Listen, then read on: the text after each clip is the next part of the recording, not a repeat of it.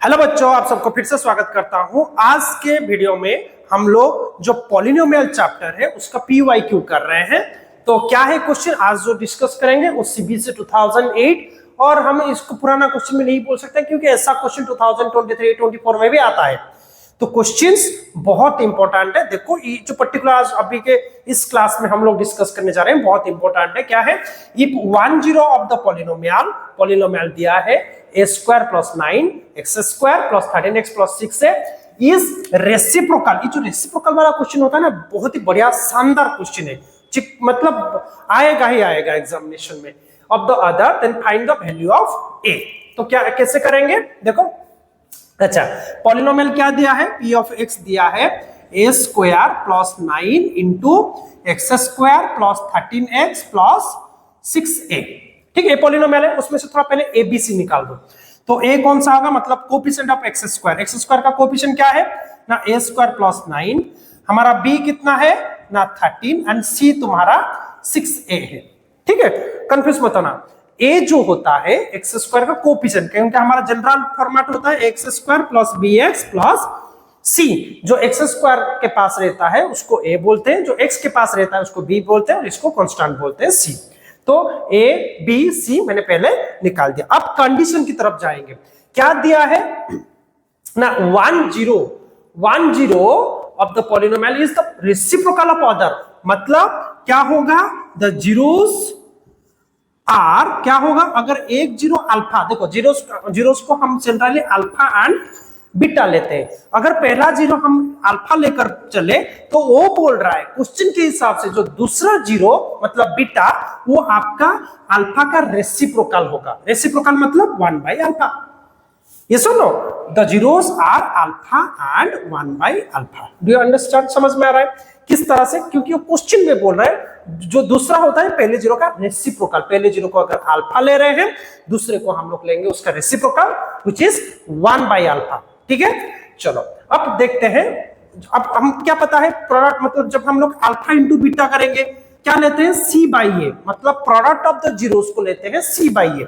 ठीक है, तो हम लोग लेते हैं प्रोडक्ट ऑफ जीरोस लेते हैं c बाई ए। तो प्रोडक्ट ऑफ द जीरोस मतलब एक जीरो अल्फा लिए तो दूसरा जीरो 1 बाई अल्फा लिए। c कितना है? हम लोग देखो c यहाँ पे 6a है। And what is the value of a? a क्या है ना? a स्क्वायर प्लस 9 है। ठीक है, चलो यहां पे देखो अल्फा कैंसिल हो जाएगा तो 1 is equal to 6a by a square plus 9 निकलेगा। ठीक है, अब इसको क्रॉस मल्टीप्लाई करते हैं। मतलब a स्क्वायर प्लस 9 मतलब a square plus 9 is equal to 6 है। a स्क्वायर प्लस 9 को लेकर मैं 1 के साथ मल्टीप्लाई किया। अभी 6 को इस साइड ले आऊंगा तो a square minus 6a plus 9 is equal to 0।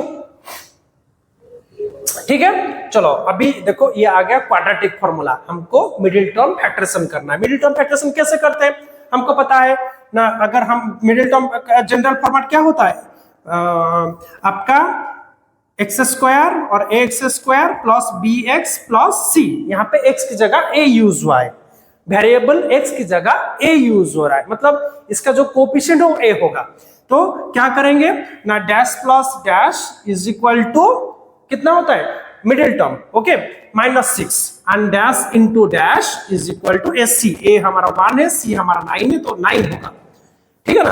अब 9 को कैसे फैक्टर करेंगे? 3 इंटू 3 में, तो ये होगा -3 -3 -3 -3। आप चेक करके देख सकते हो -3 -6 होगा। 3 -3 इंटू -3 9 होगा।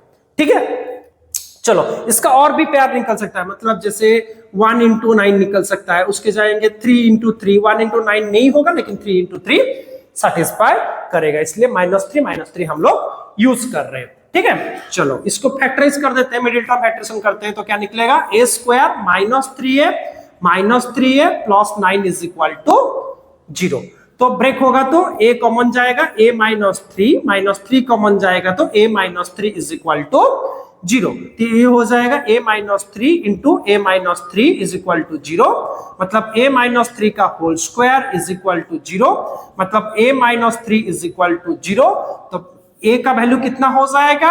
a is equal to 3। So what is the value of a ना, a का वैल्यू आपका 3, स्क्वायर वो साइड जाएगा तो 0 का रूट ओवर तो 0 ही हो जाएगा, तो a माइनस 3 आपका निकलेगा 3। ठीक है, कितना बढ़िया, कितना शानदार क्वेश्चन है। इस तरह का क्वेश्चन आपके एग्जामिनेशन में, बोर्ड एग्जामिनेशन में रिपीट होने का चांसेस बहुत है। उसके साथ साथ आपके जितने भी स्कूल एग्जाम, PA1 हो, APLE हो, प्री बोर्ड हो, मतलब जितने भी एग्जामिनेशन है सबके लिए ये क्वेश्चन बहुत ही इंपॉर्टेंट है। तो बच्चों इसको रिटर्न में प्रैक्टिस करके आप लोग रखिए और चैनल को सब्सक्राइब कीजिए और कमेंट सेक्शन में मुझे बताइए अगर कुछ पर्टिकुलर क्वेश्चन में आपको सॉल्यूशन चाहिए, मुझे कमेंट सेक्शन में बताइए, मैं आपके लिए डेडिकेटेड वीडियो जरूर बना के दूंगा। हमारे साथ जुड़े रहिए और मिलते हैं अगले वीडियो में।